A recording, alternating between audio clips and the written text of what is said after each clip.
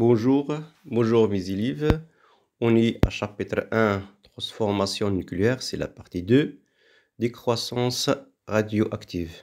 Toujours ce chapitre pour la deuxième année baccalauréat, option SVT, SPC et sciences maths A et B. Donc pour continuer, on est à 10, connaître et exploiter la loi de décroissance radioactive et exploiter sa courbe correspondante. Donc, c'est un point normalement très important dans ce chapitre.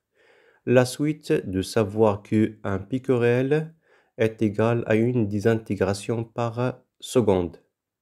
12, c'est définir la constante de temps tau et la demi-vie T1,5. 13, c'est exploiter la relation ou les relations entre tau et lambda et T1,5. Avant le dernier, c'est utiliser l'équation de dimension pour déterminer les unités de lambda et tau. La dernière, c'est déterminer le radioélément convenable pour dater un événement donné. Donc c'est la dernière, c'est l'objectif de ce chapitre, normalement, c'est la datation. Alors pour commencer ce chapitre, nous sommes obligés de passer à la notion mathématique. D'abord, la fonction logarithme. Le logarithme n'est plus rien. C'est la fonction définie f de x est égal à ln de x. L'ensemble des définitions, c'est 0 plus l'infini. Donc, quelques valeurs. ln de 1 est égal à 0. ln exponentielle 1 est égal à 1. Quelques relations. ln de a sur b est égal à ln de a moins ln de b. ln de a fois b, c'est ln de a plus ln de b. ln de a à la puissance n est égal à n ln de a. On suppose maintenant que la fonction composée, c'est-à-dire f de x est égal à ln de u de x, c'est composé, donc sa dérivée est égale e' de x sur u de x. Les deux relations très importantes, c'est la dernière, ln de e exponentielle x est égal à x, exponentielle ln de a est égal à a. La deuxième fonction, c'est la fonction exponentielle. Il est définie comme f de x est égal à e de x. Sa définition, l'ancienne définition, c'est moins l'infini plus l'infini. Des cas particuliers, exponentielle 1 est égal à e, exponentielle 0 est égal à 1. Quelques relations, exponentielle a sur exponentielle b est égal à exponentielle 1 moins b. Exponentielle a plus b, c'est exponentielle a fois exponentielle b. Exponentielle a tout b est égal à exponentielle a fois b. Maintenant, on suppose que la fonction composée est égale à f de x est égal à e à la puissance e de x. Sa dérivée est égale à e' fois exponentielle e de x. Rappel sûr aussi, donc aussi, ln exponentielle x est égal à x, exponentielle ln de a est égal à 1. Chers mes élèves, donc l'essentiel de ce cours, normalement, c'est la loi des croissances radioactives. On définit la loi de décroissance radioactive, donc selon Poisson. Donc la relation est égale n de t est égal à n0 exponentielle moins lambda de t.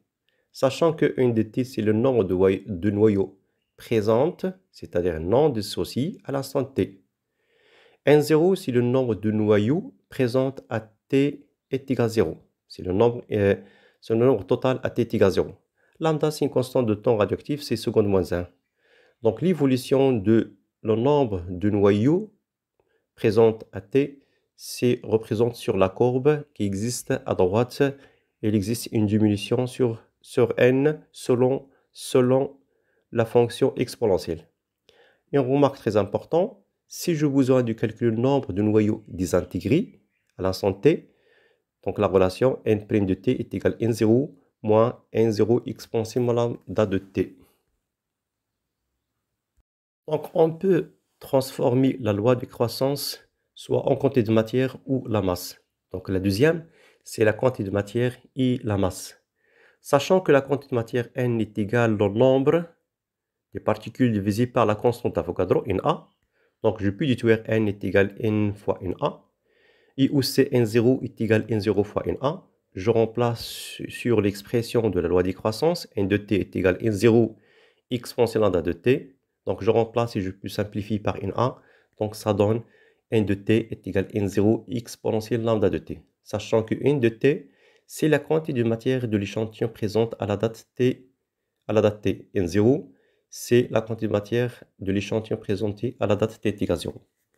Et aussi, la quantité de matière, c'est la masse sur la masse molaire. Donc, je peux déduire que la masse est égale à n fois m. Et aussi, la masse 0 est égale à la quantité de matière 0 fois la masse molaire. Je peux remplacer sur l'expression précédente. Je trouve que la loi de croissance, je peux le transformer en masse dans le cas d'un exercice. On travaille sur la masse. Donc, la masse m de t est égale à m0 exponentielle lambda de t. Chers mes élèves, on est à la troisième, c'est la constante radioactive lambda. Par définition, c'est la probabilité de désintégration par unité de temps d'un noyau radioactif. La constante radioactive est notée lambda. Il est indépendant de temps, c'est-à-dire de l'âge de l'échantillon. Elle est exprimée en seconde moins 1. Pour déterminer lambda, donc graphiquement, donc d'après la courbe, la tangente à t égale 0 de la courbe, on peut prolonger pour déterminer tau. Donc tau, c'est l'intersection de la tangente et l'axe de temps. Donc à partir de la valeur de tau, on peut déterminer la valeur de lambda, c'est 1 sur tau. Oui, la troisième, c'est la relation entre t1,5 entre lambda. Sachant que la loi des croissances est égale n est égal à n0 exponentielle lambda de t, par définition t1,5 à t est égal à t1,5, n est égal à n0 divisé par 2. Donc je remplace dans l'expression de la loi des croissances, ça donne n0 divisé par 2 est égal à n0 exponentielle lambda de t. Je peux simplifier par n0 à droite et à gauche, ça donne 1,5 exponentielle moins lambda t1,5. Donc j'interviens ln à droite et à gauche, ça donne ln 1,5 est égal à ln exponentielle lambda fois t1,5. Donc ça donne aussi ln 1 moins ln 2. ln 1 est égal à 0. ln exponentielle moins lambda de t, c'est moins lambda de t. Donc je simplifie, je trouve que ln 2 est égal à lambda t1,5. Finalement, t1,5 est égal à ln 2 divisé par lambda. La quatrième paragraphe, c'est n en fonction de petit n et n0. Donc, on va chercher la relation entre le nombre des particules ou le nombre de noyaux présentes en fonction de n0. Donc, une petite remarque sur ce courbe. Donc, on trouve que Tn est égal à n t1,5. Donc, c'est très important. On va voir... la première condition, on va chercher la relation entre Tn et T1,5. Alors, pour commencer la démonstration, d'après la loi de croissance, n de t est égal à n0 exponentielle moins lambda de t. Donc, je remplace t par n t1,5. Ça tient, n est égal à n0 exponentielle moins lambda, n fois t1,5. Alors aussi, dans l'étape suivante, je remplace t1,5 par ln2 divisé par lambda. Donc je trouve que n est égal à n0 exponentielle moins lambda fois n fois ln2 divisé par lambda. La suite, je peux simplifier par lambda. Je trouve que n est égal à n0 exponentielle moins n ln2. La suite, je utilise la relation moins r ln a est égal à ln a à la puissance moins r. Donc je trouve que n est égal à n0 exponentielle ln 2 à la puissance moins n. La suite de cette étape, j'utilise la relation e exponentielle ln a à la puissance moins r. Donc je trouve a à la puissance moins r. Donc je peux atteindre aussi n est égal à 0, 2 à la puissance moins n. La dernière étape, j'utilise la dernière relation a à la puissance moins n est égal à 1 sur a os n. Donc finalement, Ctn est égal à nt1,5. Donc la relation n est égale à n0 divisé par 2 à la puissance n. Le cinquième paragraphe, c'est demi-vie T1,5 ou période radioactive. Donc le temps de demi-vie, T1 demi, parfois appelé période radioactive, est la durée nécessaire pour que la moitié du noyau présente initialement se soit désintégrée et s'exprime en secondes. La question maintenant comment déterminer graphiquement T1 demi et en déduire lambda. Donc l'une des méthodes, si je parle de graphiquement, donc la courbe représente n en fonction de t, je cherche n0, puis je cherche n0 divisé par 2, je fais la prolongation vers la courbe, puis je fais la superposition sur l'axe de t, c'est la valeur de t1 demi. Donc, je peux déduire t1 demi d'après la courbe, et aussi je peux déduire lambda à partir de la relation lambda est égal à ln2 divisé par t1 demi. La troisième, chers mes élèves, c'est l'activité d'un échantillon radioactif. Par définition, l'activité A, soit majuscule ou minuscule, à la date T d'un échantillon contenant n noyaux radioactifs et le nombre moyen de désintégration par seconde. Son unité dans le système international est le picorel, sachant qu'un picorel correspondant à une désintégration par seconde. Donc, je peux écrire A de T est égal moins dérivée de n par rapport à t. Étape par étape, on peut atteindre que A de t est égal à 0 exponentielle lambda de t. La courbe de cette fonction représente à droite, c'est une diminution. Sachant que A, c'est l'activité d'un échantillon présente à la date t, c'est en picorel. A0, c'est l'activité d'un échantillon présente à la date t0, c'est picorel. Lambda, c'est la constante de temps radioactive, c'est seconde moins 1. Alors, la deuxième, c'est pour montrer la relation précédente. C'est la relation entre A et lambda. Donc, A de t est égal à moins dérivée de n par rapport à t. Donc, je remplace n par n0 exponentielle lambda de t. Donc, on trouve A de t est égal à moins dérivée de n0 exponentielle lambda de t. Sachant que n0, c'est constante, je peux l'écarter à l'extérieur. Donc, ça donne A de t est égal à moins n dérivée par rapport à t de exponentielle lambda de t. Donc, j'utilise la fonction exponentielle, la dérivée, donc f' de x est égal à e' exponentielle de x. Donc, la dérivée de moins lambda de t, c'est moins lambda, donc a de t est égal à moins n0, moins lambda exponentielle lambda de t. Donc, la multiplication, donc ça donne a de t est égal à n0 fois lambda exponentielle lambda de t. Donc, lambda fois n0, c'est a0. Donc, c'est A0. Donc, finalement, A de t est égal à 0 exponentielle lambda de t. Et aussi, je peux écrire A de t est égal à lambda n. Et aussi, A0 est égal à lambda n0. Donc, les deux relations dernières, c'est très important dans ce chapitre. Alors, si je approfondis dans ce chapitre, on parle de la science physique et sciences maths.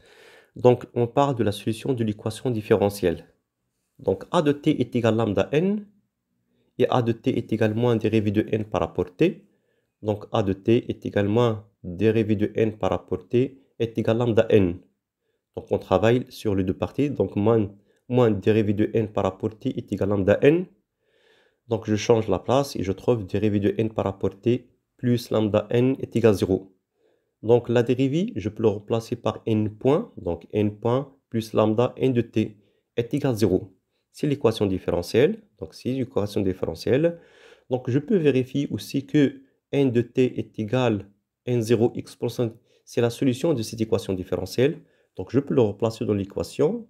Donc, je trouve que la dérivée de n, dérivée par rapport à t, étape par étape, je trouve que n de t est égal à n0 exponentielle de t, c'est la solution de cette équation différentielle. La dernière étape, chers mes élèves, c'est la datation d'un événement. D'abord, la datation est l'attribut d'une date. Ce terme peut donc s'appliquer à un événement ou à un objet. Document, donc fossile, couche géologique ou encore niveau archéologique. Donc, c'est l'objectif de déterminer t. Donc, si j'utilise la loi de croissance, n est égal à n0 exponentielle de t. Donc, ça donne n divisé par n0 exponentielle de t.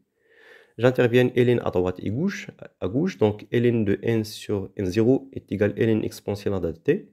Donc, je peux atteindre par l'application des relations. Donc, je trouve lambda moins lambda t est égal à ln de n divisé par 0. Donc, le signe moins s'intervient sur ln. Je change le rapport. Donc, c'est lambda t est égal à ln de n0 divisé par n.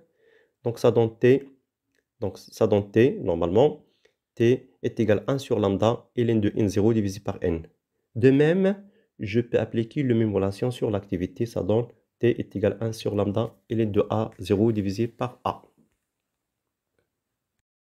Pour finir ce chapitre, j'ajoute quelques CM de la révision sur la radioactive. Donc la première question, un échantillon radioactif de noyau donne la constante radioactive, vaut lambda est égal à 6,93 10-2 secondes moins 1, comporte n est égal à 1,0 10 à la puissance 20 noyau, à un instant t choisi comme origine des dates.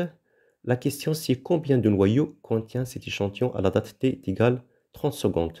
Donc est-ce que le choix 1 ou le choix 2, le choix 3 ou 4. Donc pour calculer, on utilise la loi des croissances, n de t est égal à n0 exponentielle à la date de t. Je remplace n0 par le nombre 1,0 10 à la puissance 20. Je remplace aussi lambda, c'est lambda, et je remplace t, et je trouve n est égal à 1,25 10 à la puissance 19. Donc cette réponse correspondant à deuxième choix. La deuxième question, quelles sont les unités correspondantes pour décrire l'activité?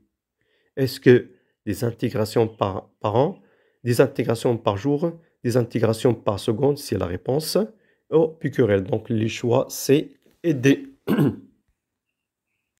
La troisième, soit un échantillon de noyau radioactif dont le temps de demi-vie vont t1 demi égale 30 secondes. Quelle est la valeur de la constante de temps correspondant? Le choix 1, le choix 2, le choix 3 et 4.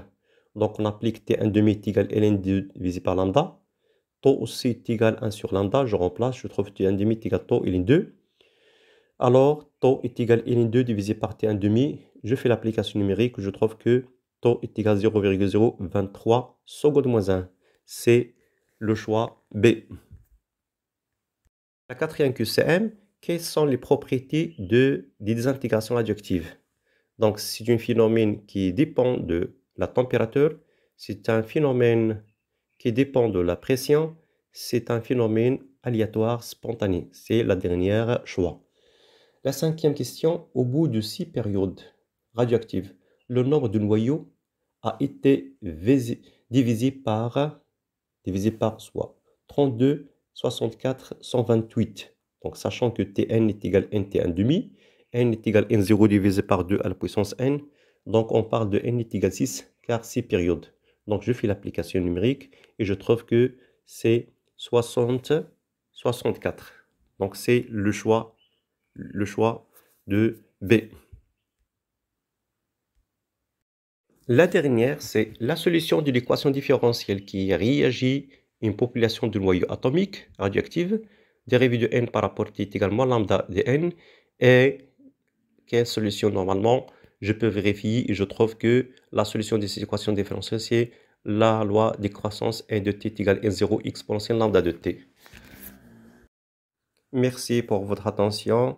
N'oubliez pas de partager cette information pour les camarades et les autres. L'information pour les autres aussi. Merci, à bientôt, Inch'Allah.